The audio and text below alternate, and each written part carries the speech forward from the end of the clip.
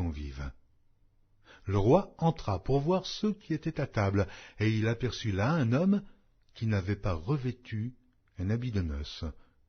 Il lui dit, « Mon ami, comment es-tu entré ici sans avoir d'habit de noces ?»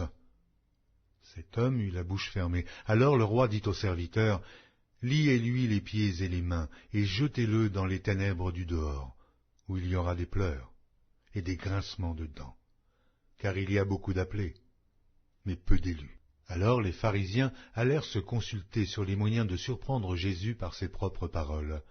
Ils envoyèrent auprès de lui leurs disciples avec les Hérodiens qui dirent, « Maître, nous savons que tu es vrai, et que tu enseignes la voie de Dieu selon la vérité, sans t'inquiéter de personne, car tu ne regardes pas à l'apparence des hommes. Dis-nous donc ce qu'il t'en semble.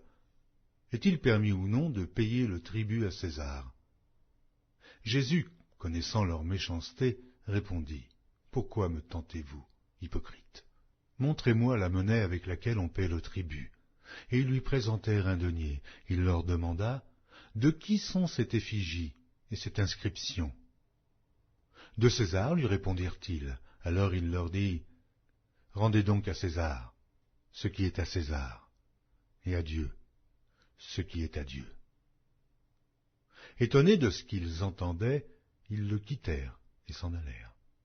Le même jour, les Sadducéens, qui disent qu'il n'y a point de résurrection, vinrent auprès de Jésus et lui firent cette question. « Maître, Moïse a dit, si quelqu'un meurt sans enfant, son frère épousera sa veuve et suscitera une postérité à son frère. Or il y avait parmi nous 7 frères. Le premier se maria et mourut, et, comme il n'avait pas d'enfant, il laissa sa femme à son frère.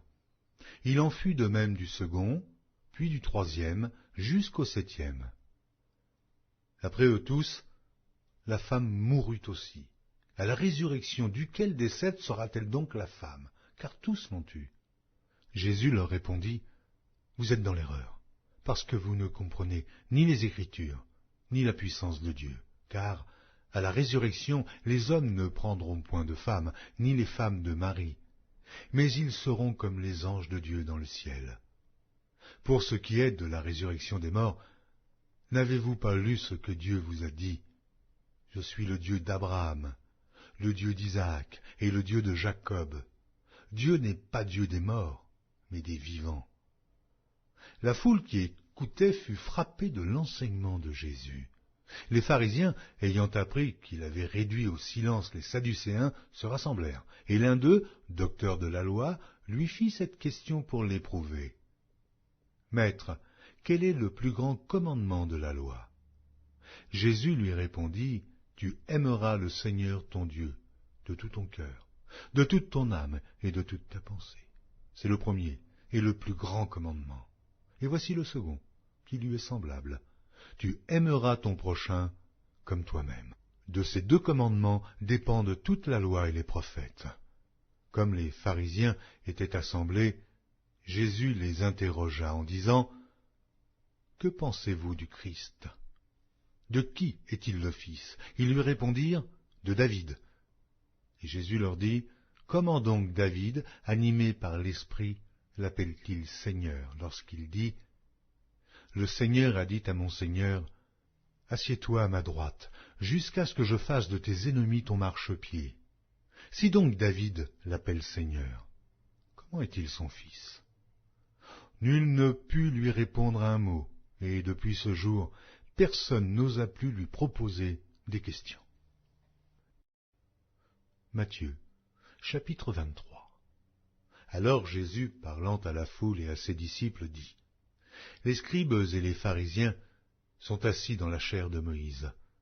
Faites donc, et observez tout ce qu'ils vous disent, mais n'agissez pas selon leurs œuvres, car ils disent et ne font pas. Ils lient des fardeaux pesants et les mettent sur les épaules des hommes, mais ils ne veulent pas les remuer du doigt. Ils font toutes leurs actions pour être vus des hommes. Ainsi, ils portent de larges phylactères, et ils ont de longues franges à leurs vêtements. Ils aiment la première place dans les festins et les premiers sièges dans les synagogues.